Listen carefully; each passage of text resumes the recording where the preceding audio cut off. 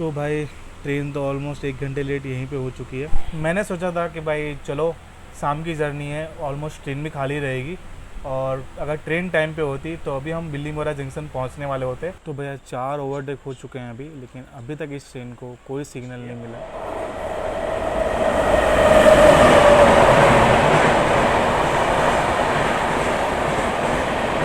तो आज जो मैं गाड़ी में सफ़र करने वाला हूँ उसमें गाड़ी इम्पोर्टेंट नहीं है, ना ही रूट इम्पोर्टेंट है। आज जो इम्पोर्टेंट होने वाला है वो है कोच।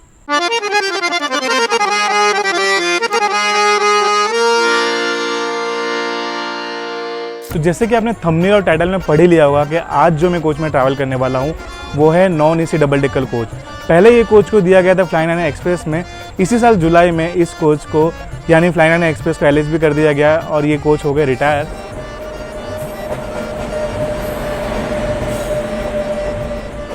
तो ये आ गए कोच, जिस कोच की मैं बात कर रहा था।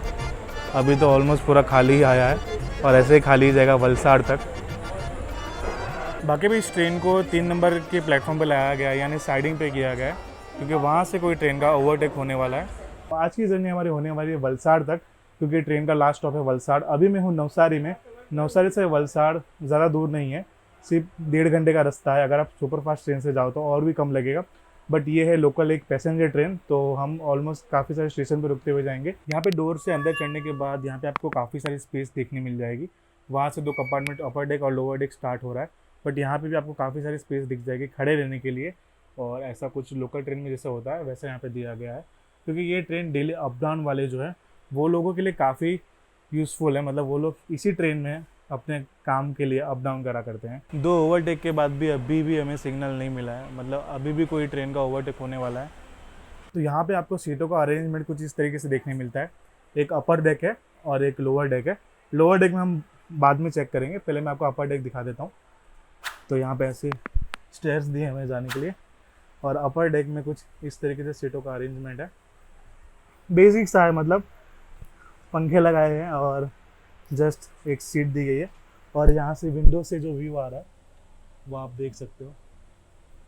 इस ट्रेन में अपर डेक में अगर मैं लंबाई की बात करूँ तो मेरी जो लंबाई है वो 5 फुट 9 इंच है और मेरे ऊपर इतनी सी स्पेस बच रही है। तो आप इससे अंदाज़ा लगा सकते हो कि डबल डेकर होने के बावजूद आपको एक अच्छा खासा स्पेस मिल जाती है जहाँ से आप आराम से खड़े रह के जर्नी कर सकते हो। बाकी मैं यहाँ पे एकदम आराम से खड़ा हूँ, मुझे इतनी कोई दिक्कत नहीं हो रही अभी तक। चलिए अभी मैं आपको लोअर डेक भी दिखा देता हूँ।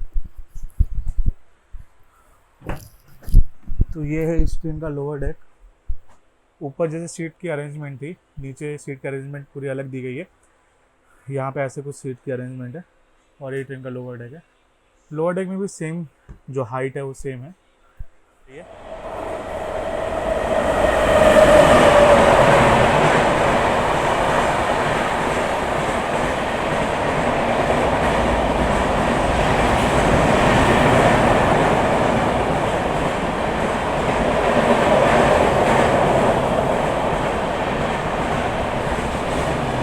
गोल्डन टेम्पल मेल हमें ओवरटेक करके जा रही है। अगर इस ट्रेन की बात करूँ ना तो ये ट्रेन है लोकल ट्रेन। वैसे रेलवे कोरोना के बाद से पैसेंजर और लोकल ट्रेनों को भी एक्सप्रेस का नाम देके जो एक्सप्रेस वाला भाड़ा है वो वसूल करता है। वैसे अगर इस ट्रेन की बात करूँ तो ये एक डेली पैसेंजर ट्रेन है जो कि वलसाड़ से वडोदरा जाती है और वडोदरा से वलसाड़ सेम डे ही रिटर्न होती है।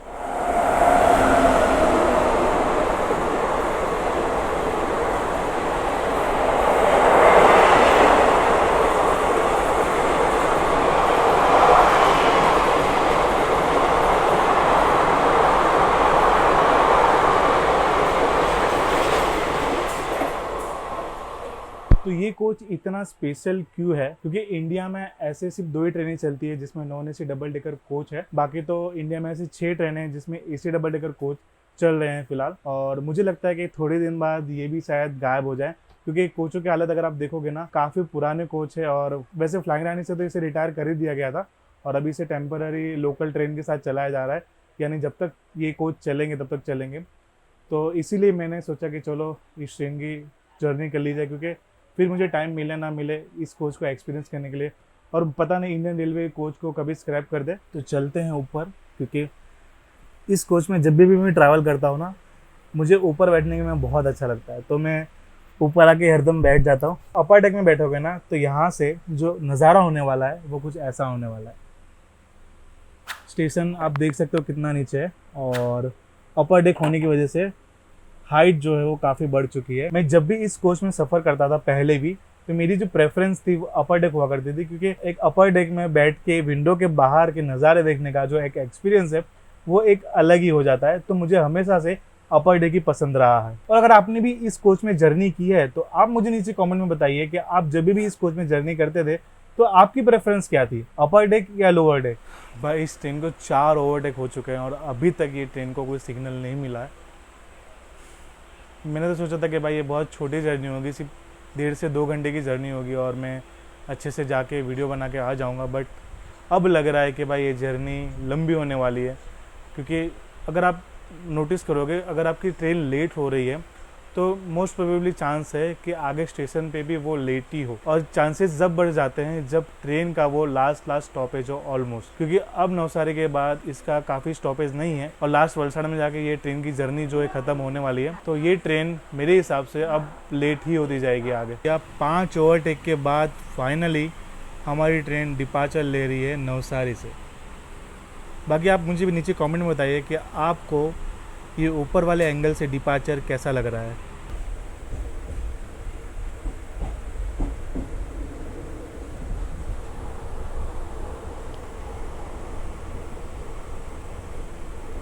अभी मैं आ गया हूँ इसके नीचे वाले कोच में, मतलब नीचे वाले डेक में बैठने के लिए। तो थोड़ी देर सब जगह का एक्सपीरियंस ले रहा हूँ। अभी ऊपर बैठा था, फिर वहाँ पे बाहर बैठा था, और अभी आ गया हूँ नीचे यहाँ पे लोअर डेक में। तो यहाँ पे थोड़ी देर बैठे यहाँ का एक्सपीरियंस लेते हैं। तो अभी हम आ चुके हैं अंचेली में, और गरबा फुल फॉर्म में चल रहे हैं गुजरात में इस वक्त, क्योंकि रात का समय है और रात को ही तो नवरात्रि वगैरह गरबा वगैरह होता है। और अंचेली से भी यहाँ पे हमको सिग्नल मिल चुका है। ये सारे ना छोटे छोटे स्टेशन हैं, छोटे छोटे कस्बा जो गांव बोल लो, जो छोटे छोटे गांव में स्टेशन होते हैं वो सारे हैं। तो यहाँ पे 30-30 सेकेंड के इसके स्टॉप है, और इसके बाद रुकेंगे हम डायरेक्ट अमलसाड़, और अमलसाड़ के बाद हमारा जो स्टॉप होगा वो मेरा इस जर्नी का लास्ट स्टॉप होगा, बिल्लीमोरा जंक्शन। क्योंकि ट्रेन ऑलमोस्ट 1 घंटे लेट है और मुझे लग नहीं रहा कि मैं आगे वलसाड़ तक जर्नी कर पाऊँगा।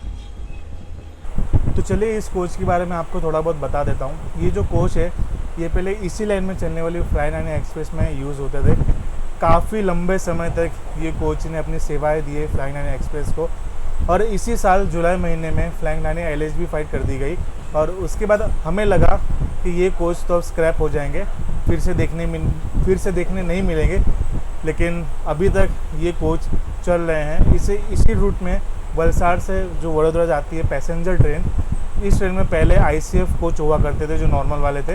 ये भी एक ICF कोच ही है, लेकिन इस कोच को अब ये पैसेंजर ट्रेन को दे दिया गया है। अब पता नहीं इस ट्रेन में ये कोच कब तक इस्तेमाल होंगे, क्योंकि जो कोच की हालत है ना, इस कोच की जो हालत है वो बहुत ख़राब हो चुकी है। मतलब बहुत पुराने कोच है ये, और इसे मेंटेनेंस करके कोई मतलब नहीं है अब।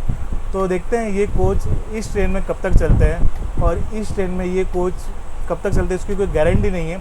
इसलिए मैंने सोचा चलो भाई इस ट्रेन की जर्नी कर ली जाए, एक वीडियो आपके लिए बना लिया जाए, और मुझे भी एक एक्सपीरियंस मिल जाएगा इस कोच का, क्योंकि पता नहीं मैं आगे इस कोच में आप इस जर्नी कर पाऊँ या ना कर पाऊँ। तो बस इसीलिए मैं एक छोटी सी जर्नी आपके लिए बना रहा हूँ। इस जर्नी में ऐसा तो कुछ था नहीं, आपको जस्ट ये कोच का जो एक्सपीरियंस है वही बताना था।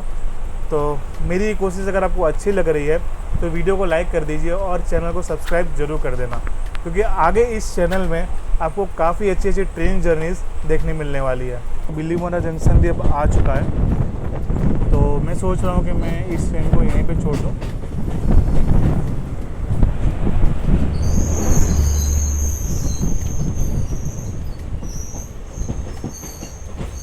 अब देख सकते हो बिल्लीमोरा जंक्शन पे ना ये गाड़ी पूरे प्लेटफॉर्म पे तो आई ही नहीं है। मैं वहाँ से नीचे उतर के अब यहाँ पे प्लेटफॉर्म पे जा रहा हूँ।